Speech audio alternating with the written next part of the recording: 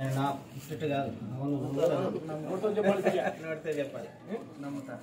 ఆయన నా పాపముల కొరకు చనిపోయి తిరిగి లేచినాడని నమ్ముతారా? ఆయన కొరకు జీవిస్తారా? ఎంతవరకు? మంచి ప్రమాణము దేవుడు దీవించిన దాకా ప్రార్థన చేసుకున్నాం. ప్రేమగల తండ్రి, పరిశుద్ధుడా, జీవం కలిగిన ఈ బిడ్డ సురేష్ నీటిలో ప్రమాణం చేశాడు.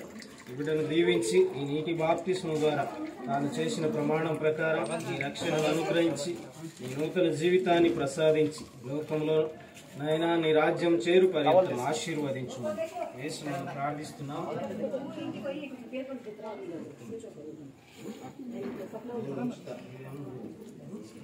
తండ్రి, కుమార, పరిశుద్ధాత్మ నామమున నీటిలో బాప్తిస్మం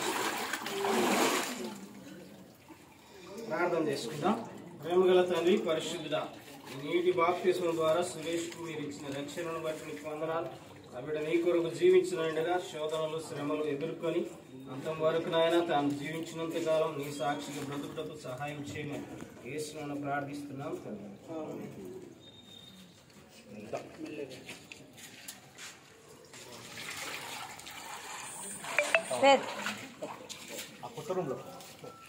ప్రార్థన చేసుకుందాం. ప్రేమగల తండ్రి, పరిశుద్ధుడా, ఇంతవరకు ఈ నీటి బాప్తిస్మములు 5గురికి మేము ఇవ్వగలిగినాం. వారునైనా నీ నామాన్ని ఎరిగినారు.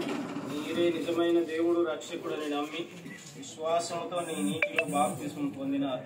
కావున వారిని ఆశీర్వదించి అయ్యా నీ కొరకు జీవింపజేసి నీ సాక్షులుగానైనా నేను మహిమపరిచే బిడ్డలుగా చేసుకోమని విజ్ఞాపన చేస్తూ అయ్యా ఈ కార్యంలో పాల్గొన్న సంఘమంతటినీ విశ్వాసులందరినీ కూడా మీరు వెంటనే ఆశీర్వదించి జీవించు యేసునామమున ప్రార్థిస్తున్నాం.